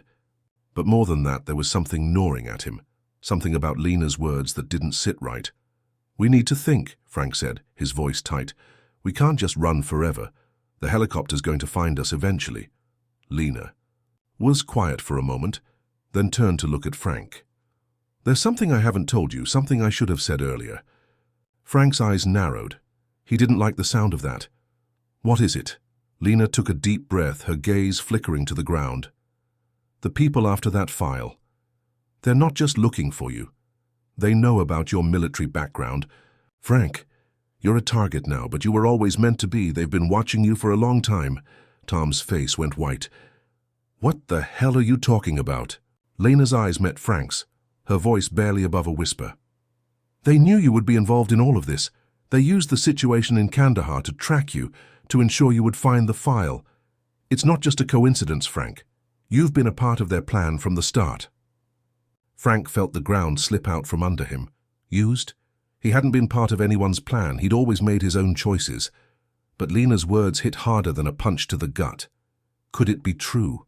The silence in the cave was suffocating. Frank sat against the cold stone wall, his mind reeling from Lena's revelation. He hadn't seen it coming. How could he? He'd always believed that his involvement in this mess was a matter of bad luck, a series of unfortunate events stacked against him. But now, everything had changed. "They've been watching me." His stomach churned. The idea that someone had been manipulating the situation from the shadows, using him as a pawn in their game, felt like a betrayal. Worse, it felt like the enemy had been one step ahead the whole time. And the worst part, he had no idea how deep it ran. Lena's eyes lingered on him, waiting for some kind of response, but Frank couldn't find the words. Instead, he stood up and started pacing in the narrow confines of the cave. His boots scraped against the stone, the sound eerily loud in the stillness. "You're telling me this was all planned?" Frank finally asked, his voice low and hard. "The file, me getting arrested, the whole thing? It's all part of their plan?" Lena nodded, her expression hardening. "Yes. They knew you'd find it. They knew you'd try to protect it. And they knew you'd be vulnerable. The FBI, Blackwood, all of them. They've been feeding information to each other. They wanted you to get caught in the middle." Tom, who had been silent until now, stood up slowly, his face pale. "So, all of this was a setup?" His voice was shaky, but there was a hard edge to it now. "You've been playing us, haven't you, Lena?" Lena shook her head quickly. "No, I haven't. I'm not their agent. I didn't know the full extent of their plan. But I do now, and it's worse than we thought. They're closing in on you, Frank, and they won't stop until they get what they want." Frank stopped pacing and turned to face her. "And what do they want exactly? What's in that file that's so damn important?" Lena hesitated, as if weighing her words carefully. Then she spoke in a quiet, almost whispering tone. "The file doesn't just contain names. It has evidence of illegal operations, yes, but more than that. It has a map of secret government facilities, covert military operations, and black market. Dealings that have been going on for years. If the wrong people get their hands on it, they'll have control of some of the most powerful, dangerous operations in the world. No one will be safe." Frank's jaw tightened. "And you think I'm the only one who can stop this?" Lena didn't answer immediately. She just looked at him, her eyes filled with something he couldn't read, but it wasn't sympathy. It was something darker, something like regret. "I'm sorry you got caught up in this," she finally said, "but it's not just about you anymore. It's about everything that's been hidden, everything that's been covered up." The weight of her words settled over him. This wasn't just about his life anymore. This was bigger than him, bigger than all of them. And with each passing second, the noose around their necks was tightening. Flashback, Kandahar, 2010. Frank remembered a similar feeling back during that operation in Kandahar. They had been running low on ammo, their bodies exhausted, and they had no backup. But what made that day feel different was the realization that they were being led into a trap. Every step they took brought them closer to an enemy they couldn't see. That day, Frank had fought with everything in him to survive, to make it out alive. But survival wasn't just about firing back. It was about knowing when to retreat. When to regroup, and when to play the game smarter than the enemy. And right now he wasn't sure if he was winning or losing. Present day. The cave Frank snapped back to the present, his mind scrambling for answers. So, what do we do now? If they're after the file, we can't just sit here and wait for them to find us. Lena's voice broke through his thoughts. We can't wait. We need to move fast. They know you're here. And if we don't get ahead of them, they'll have us cornered. Tom, who had been listening intently, spoke up. We don't have the file. Lena took it, right? It's with her. So they'll be after her, not us. Lena looked uncomfortable, her eyes darting around the cave. It's not that simple. If they think I have it, they'll come for me, yes, but if they find out I've given it to you, they'll come for all of us. They'll stop at nothing. Frank clenched his fists. So, we don't have a choice. We have to fight. Lena's eyes flashed with something, fear perhaps, but also something else, determination. No, Frank, we can't fight them head on. They have more resources than we could ever hope to match. But there's another way. Another way? Frank echoed, his patience thinning. And what way is that? Lena leaned in, her voice lowering to a near whisper. We leak the file. We make it public before they can stop us. Frank stared at her, dumbfounded. You want to leak it? That's your plan? It's not just a plan, it's the only plan that gives us a shot, Lena said firmly. If we make it public, they lose control. If everyone knows about the conspiracy, they won't be able to cover it up. It'll be too big to silence. Frank ran a hand through his hair, frustration mounting. And how exactly do we make it public? You think the FBI is just going to let us walk into a newsroom and hand them the file? Lena's gaze hardened. No, we get it into the right hands, someone who can make sure it gets to the world. I have a contact, someone I trust, but we don't have much time. Once they realize the file is missing, they'll do everything they can to find it. Tom stood up, his face set in determination. Then let's do it. If we're going down fighting. I'd rather see them exposed than let them keep pulling the strings behind our backs. Frank looked between Lena and Tom, weighing their words. The plan wasn't perfect. It was risky, dangerous, likely suicidal. But it was the only shot they had. I'm in, Frank said, his voice steady now, though his mind was still racing.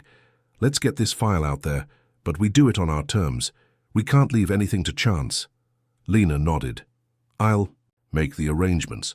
But you need to get ready. The clock is ticking, and once we make our move, there's no going back. Outside the cave vase, Frank and his team prepared to make their move. The sound of helicopters grew louder, the searchlights sweeping the trees, inching closer with each passing moment. They had no more time to lose. The trap was closing in. But for the first time in a long time, Frank felt like he had a chance. It wasn't much of a chance, but it was a chance nonetheless. The air was thick with the sound of churning helicopter blades. Every breath Frank took seemed to carry a heavier weight, the pressure of the moment pushing down on him like a vice. This was it, the last stand, the point of no return. They were no longer just running from the enemy. Now they were fighting for the future, fighting to ensure that the truth would see the light of day, no matter the cost. Frank turned to Lena and Tom, his gaze hard but steady. We move fast. No mistakes, we've got one shot at this. Lena, her face grim but determined, nodded. I've arranged everything. My contact is waiting at a location in the city, just a couple of miles from here. They'll know how to get the file into this right hands. Once they have it, it'll be out of our control. The world will know what's been hidden. Frank's mind was racing. The plan sounded simple enough. Get to Lena's contact, hand over the file, and then vanish into the shadows. But the enemy wasn't going to make it easy. If they were already so close that Frank could hear the helicopters overhead, then there was no time to waste. The forest was still and cold, the dark trees hiding their movements as they made their way toward the exit. Tom led the way, his military training kicking in as he scanned the environment for any signs of movement. Frank followed close behind, his senses on high alert. He couldn't let anyone catch them off guard now. As they neared the clearing, Frank's stomach twisted. His instincts screamed at him that they were being watched, that they were moments away from being surrounded. But there was no turning back. Lena glanced at him, reading the tension in his face. "We are close, just stay with me." The clearing ahead seemed empty, too quiet for Frank's liking. He couldn't shake the feeling that something was off. Then, it happened. The sound of a gunshot echoed through the trees, sharp and sudden. Frank's heart skipped a beat as he instinctively dropped to the ground, pulling Lena and Tom down with him. "Get down," Frank hissed, his voice low but urgent. The sound of more gunfire followed, and then the unmistakable hum of military-grade vehicles approaching. They were closing in, and Frank knew that time had run out. They were trapped. Frank quickly scanned the area, his mind calculating their options. The city wasn't far, but it might as well have been miles away if they couldn't make it through this alive. He knew the forest well enough to navigate, but now the enemy had them pinned. "Lena," Frank whispered harshly, his voice cutting through the chaos. "We need a distraction, something big." Lena's eyes widened as she realized what he was asking. "There's a gas station just up the road. I can trigger the alarm, set off the sprinklers, anything to cause confusion. But you'll have to hold off the chopper and the ground team for long enough for me to make it." "Do it," Frank said without hesitation. "We'll cover you." Tom stood, his face a mask of resolve. "We'll draw their fire. Just make sure." "You're quick." Lena nodded, her eyes filled with fear but also a burning determination. "I won't let you down." With one final glance, Lena sprinted toward the clearing, blending into the shadows. Frank and Tom immediately took cover behind a large tree, their hearts racing as they heard the roar of the approaching vehicles. Frank gripped his rifle tighter, preparing for the inevitable firefight. The first vehicle screeched to a halt just a few yards from their position. Blackwood's men piled out, their weapons raised and ready. Frank and Tom exchanged a brief glance before opening fire. Shots rang out, the air thick with the deafening sound of gunfire. Frank's mind was sharp, every movement precise as he returned fire. He wasn't sure how long they'd be able to hold off the advancing soldiers, but he knew one thing: they couldn't let up. The helicopter overhead swooped lower, its spotlight sweeping across the forest floor. Frank could hear the hum of its engines vibrating in his chest. It was only a matter of time before they'd be spotted. "Lena!" Frank shouted, his voice cutting through the chaos. "Now! Go!" In an instant, the night sky lit up. A loud explosion rocked the clearing, the shockwave sending Frank and Tom flying to the ground.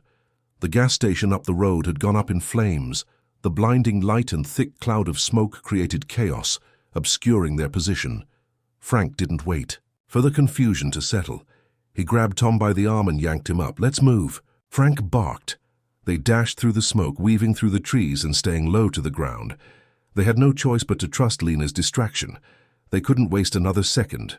Through the haze, Frank could see the outline of the city's outskirts just ahead. They were closer than ever before, but their enemies were just as relentless. The Blackwood operatives weren't far behind. Frank's heart pounded in his chest as he pushed forward. They could hear the distant hum of helicopters, but the smoke made it hard to tell where they were coming from. Then, without warning, a scream split the night. "Lena!" Frank shouted, panic flooding his veins. He turned back to see her running toward them, her face pale and bloodied but alive. Her eyes were wide with fear as she sprinted towards them. Behind her, several soldiers were closing in, their weapons raised. "Keep going!" Frank yelled, pushing Lena toward safety. He turned to face their pursuers. "I'll hold them off." Tom hesitated. "Frank, go!" Frank barked. Lena didn't waste any time. She kept running, her breath ragged, as Tom followed closely behind. Frank turned, crouching behind a thick tree trunk as the Blackwood soldiers closed in. The final battle was here. Minutes later, City Edge Lena, Tom and Frank made it to the rendezvous point, a dark alley near the outskirts of the city.